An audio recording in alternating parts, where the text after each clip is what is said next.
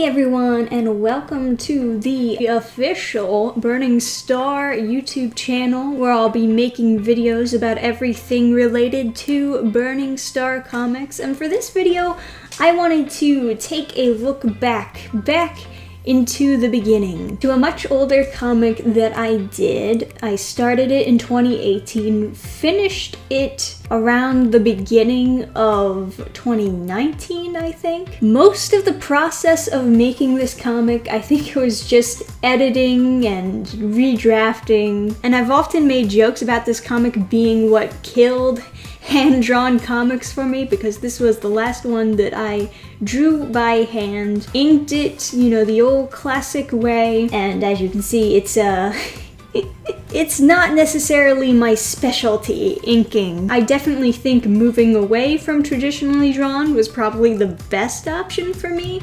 I think I've learned to do a lot more with digital over the years. But anyway, this is the comic Absent Minded, which you can find in the freebies section. Completely free to read on the website if you so choose. And it's a pretty simple story about two brothers. One of them is mentally disabled and is jealous of his older brother, so makes a deal with this mysterious woman to use magic to make him better than his brother. And of course, this woman is evil! Kinda inspired off of Twilight Zone in that sense that you make a deal with the devil and it turns out, oh, so the devil isn't a nice guy who just wants to help me out?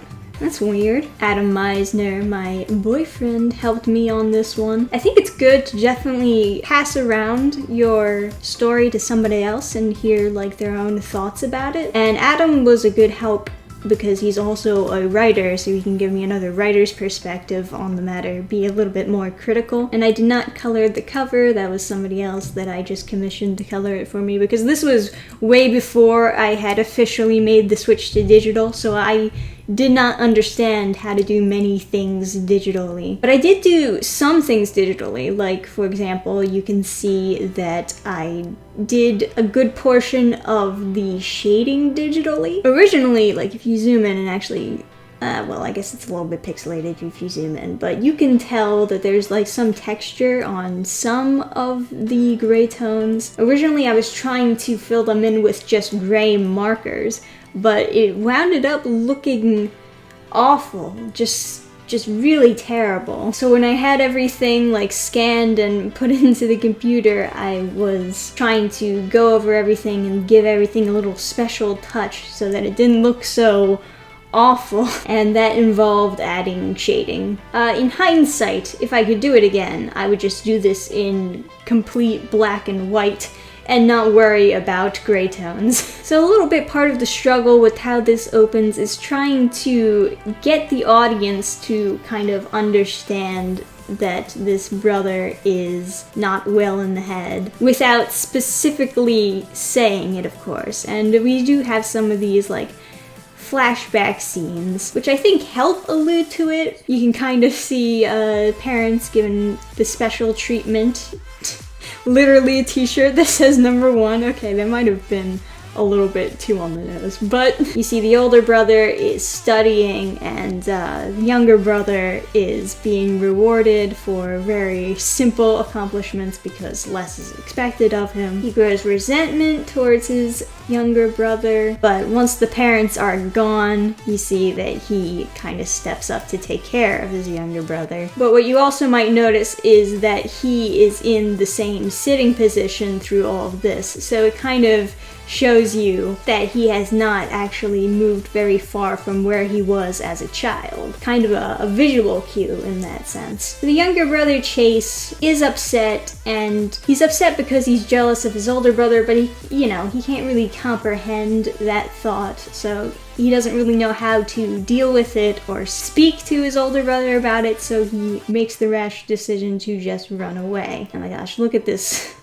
Look at this one panel. This is how I thought adding details to a house was. Just like scribbling some shoes in the corner and a little desk, random rug in between the room. Pro artist over here. So he ends up running into the park, into the woods, And that's, of course, when he meets the woman who gives him the deal. Now, the idea of blurring out her face, that's definitely something that came afterwards. I knew that I wanted, like, part of her face to be hidden up until, you know, she sneaks into his mind. It definitely helps give this air of, you know, mysteriousness and mistrust, like who is this random person in the woods and what does she want? So she invokes some magic, biting her thumb and having it, you know, bleed. Apparently that's a thing in Naruto, and I know Adam told me a story of someone who actually tried to do that,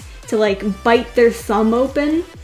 Don't do that, guys. Please. Her blood kind of forms a key, and she uses that key to unlock his mind, and kind of this cool idea of all of the memories like flashing before her and him at the same time. She's able to like open up his mind and see exactly what's been going on. Now, I had the idea that this is taking place during modern times, but with magic, and in my mind, magic exists. People know magic exists, but it's like forbidden, and you know, only criminals basically use magic. So Chase is able to know that what's going on here, oh, it's gotta be magic. And I'd imagine that anything that he doesn't understand, he would just think was magic. She kind of alludes that she knows that his brother is actually in the magic trading business, which is some foreshadowing there. And of course, she invites him to make a deal. Now, it's very rare that I actually have this character open her eyes. I just thought it would be like an interesting character trait to have one of those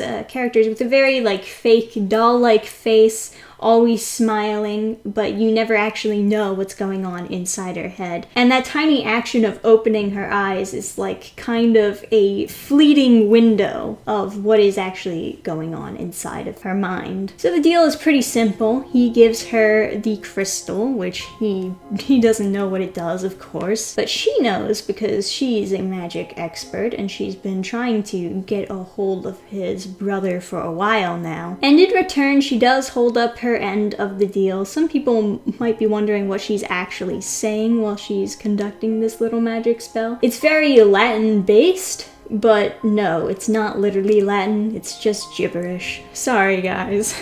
I know you might have been expecting this huge reveal, but it's just gibberish. And I kind of thought it was interesting if you had like these little monsters, these little like magic monsters that actually go into his head and like fix stuff inside his body. And then we get another foreshadowing, a little card on her hat that says the Fool. And her magic is effective. He turns into handsome, buff, smart man. The way I kind of see it is he's on like a high because he has something that he didn't have before. He wants to capitalize on this chance that he has at a normal life, not having to be taken care of by his brother. Oh my gosh, look at the proportions.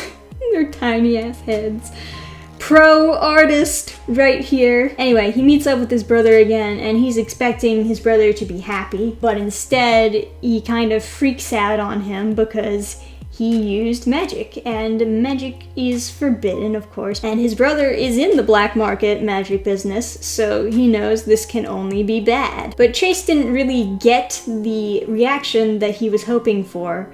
So once again, you know, he walks away from him, and he's mad at the idea that his brother doesn't want to leave him, doesn't want him to go and live his own life. And of course, during this little spat is when she comes back. And immediately we just jump into the action. So the way magic kind of works in this setting is you either need a spell book to perform it, or you need these little glyphs. So for Mark, he has these glyphs on his hands, which he's been covering up with his gloves, and one of them can create weapons, one of them deals like this lightning magical damage. Similarly, she has these glyphs on her parasol, and she also has a bunch of glyphs on her body too. So it's kind of an indication that she's been doing this for a while and she has a lot of magic experience. Specifically on her parasol, she has a shield glyph, which will block physical damage on the parasol when it's open, but when it closes, there's a fire glyph that appears, so that's how she's doing her little fire damage. So knowing that her shield will only block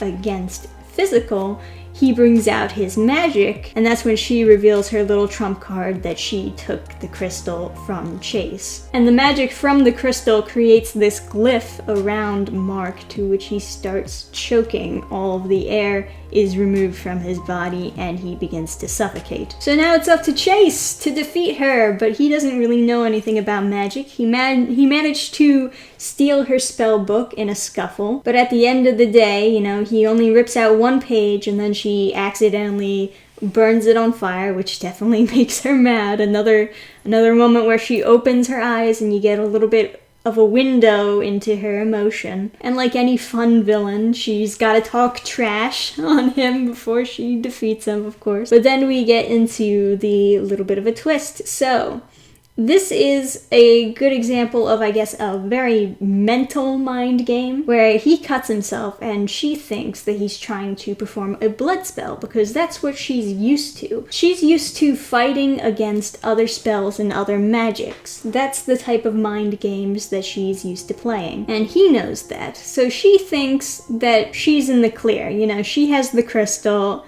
This guy is as good as toast. And not to mention that his brother was the one throwing the knives, and that's the only reason why there's a knife just laying in the river. So she's not seeing the knife as a threat, but whatever he's trying to accomplish by cutting himself. But he knows that she'll overanalyze him cutting himself, and he takes advantage of that, which leads us to our little plot twist where he does not perform a spell. Instead, he just guts her with the knife. So it throws her through a loop, throws the audience through a loop, if I did it correctly, of course. And that's where the fight ends. She is dead. And since she's dead and had the crystal removed from her, the spell that was on Mark begins to dissipate. As a little additional thing I added at the end, her Fool card from her hat starts running through the river and it turns to death. So another thing is because she's dead, whatever spells she had on people begin to undo themselves,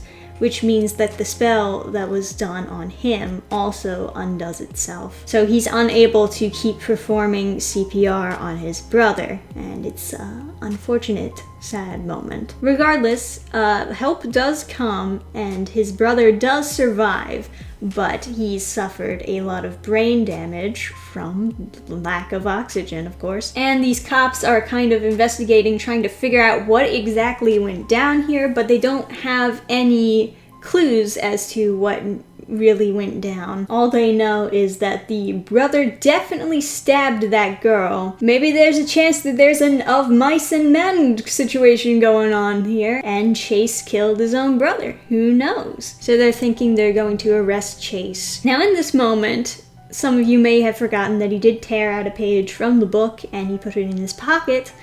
He finds that page, and it is the spell that will transform him back. So while they are searching to arrest him, he's able to escape since he's not exactly looking like his usual self, and that's where the book ends. I did have ideas of extending this to being about him learning about magic and finding all of his brother's magic spells that had been stored and kind of taking off where his brother left off, but also trying to find a way to bring his brother back, you know? Taking responsibility for his screw-up and trying to undo the madness that he had caused.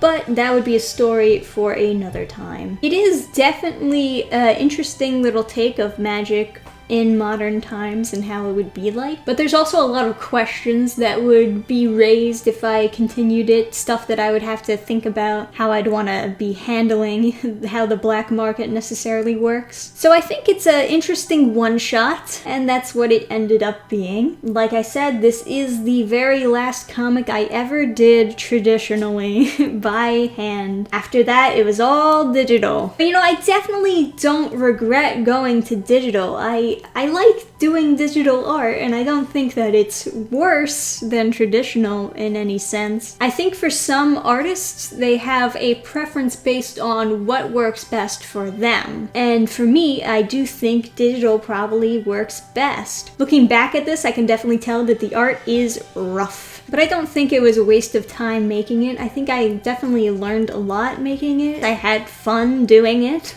That's the main reason why we do these comics, of course. And I think that people will still enjoy reading it. I mean, it's free. You get to see how I've improved.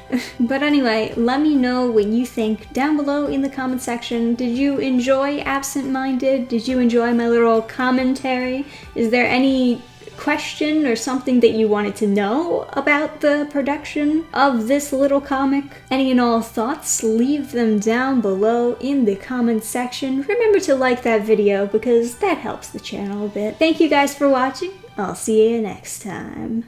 Bye!